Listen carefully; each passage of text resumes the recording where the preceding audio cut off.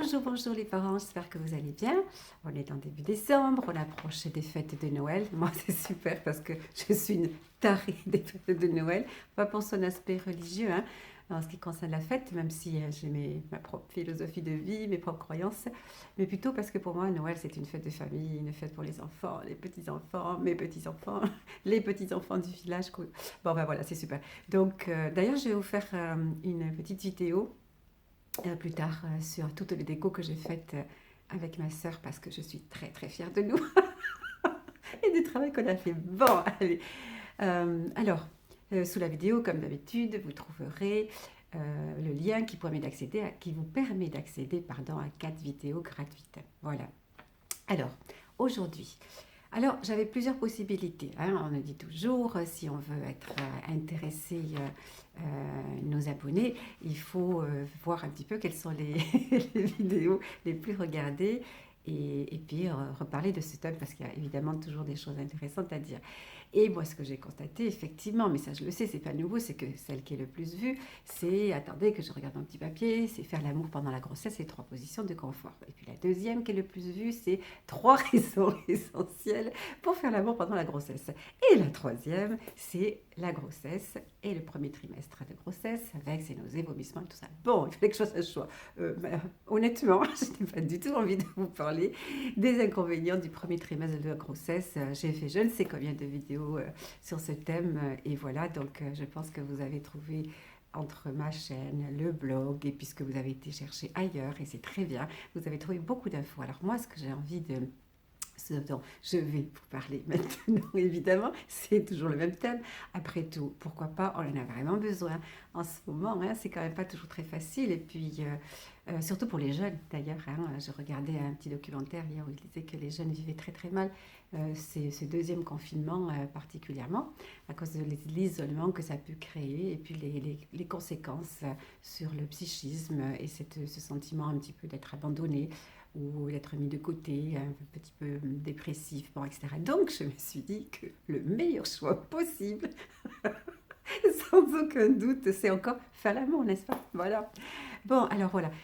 En fait, ce que je vais en quelques mots vous dire aujourd'hui, c'est pourquoi c'est si important en réalité de faire l'amour pendant la grossesse. Alors, j'aurais dit vite fait, mais parce que c'est quand même nécessaire de le dire, en dehors de toute contre-indication. C'est pas fréquemment qu'il y a des contre-indications, hein. Très honnêtement, c'est lorsqu'il y a un col qui est un petit peu modifié, qu'il y a des petits saignements. Là, vous aurez vu avec votre sage-femme, votre médecin, peu importe, qui vous l'aura dit, hein.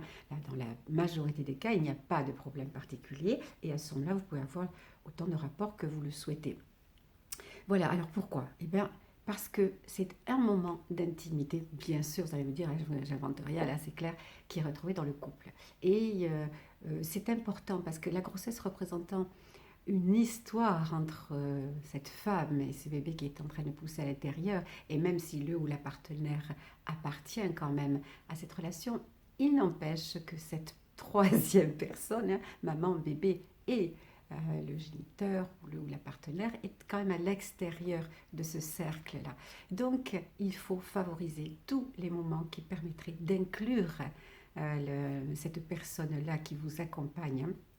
Donc évidemment que l'acte d'amour est une formidable manière d'inclure cette personne-là. C'est très rassurant. Pour qui? Pour maman, cette femme enceinte dont le corps s'est modifié, qui peut-être adore son ventre tel qu'il est et qui peut-être ne l'aime pas du tout ce ventre tel qu'il est, qui ne se supporte pas avec ses formes, hein, ses rondeurs, ses formes épanouies, hein, qui se supporte mal. Alors évidemment que de voir dans le regard de son ou de sa partenaire le désir, hein, et va lui montrer à quel point elle reste importante à tout point de vue, sur le plan psychique certes, et sur le plan physique aussi, et que malgré tout, il y a toujours de l'attirance pour cette maman et ses déformations temporaires mais présentes, eh ben c'est sûr que ça va beaucoup, beaucoup la rassurer à cette petite maman. Et pour le ou la partenaire, c'est très, très rassurant aussi, parce que comme je viens de le dire, il se peut que par moment, cette personne se sente vraiment exclue de cette relation intime entre maman et ce bébé qui est à l'intérieur, qui n'est pas visible, qui est un petit peu virtuel encore. Donc le fait, encore une fois, d'avoir des rapports va permettre de créer, pas, non, pas de créer, on va dire, de recréer, voilà, on va le dire comme ça, même si ce n'est pas les mots parfaits, de recréer une relation qui va devenir une relation à trois. Elle est en train de s'installer, cette relation. Parce que ça sera très important. Quand bébé sera là, la relation ne sera plus à deux, hein, ça sera véritablement une relation à trois.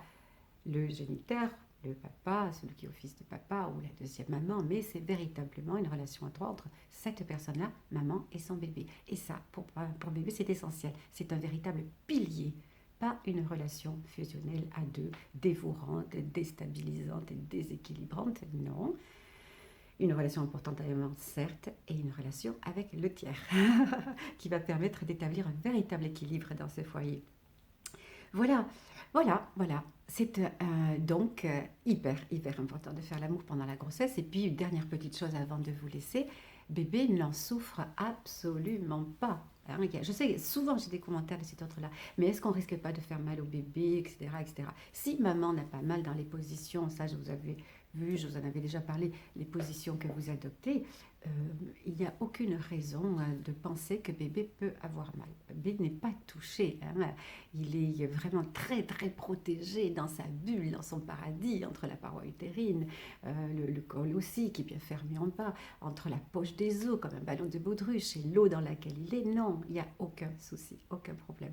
Par contre, ce qu'il y a de super, c'est qu'il va profiter de l'imprégnation hormonale, de l'imprégnation hormonale que vous allez provoquer au moment des rapports avec la sécrétion de l'ocytocine, qui, je l'ai déjà dit à plusieurs reprises, est l'hormone de l'amour. Et lui, il va baigner dans l'amour. Vous le savez, un excellent moyen de déclencher l'accouchement naturellement lorsqu'on approche du terme, c'est de faire l'amour. Parce que ça va provoquer aussi des petites contractions que vous avez déjà notées sans doute après vos rapports, qui sont tout à fait légitimes et pas du tout inquiétantes.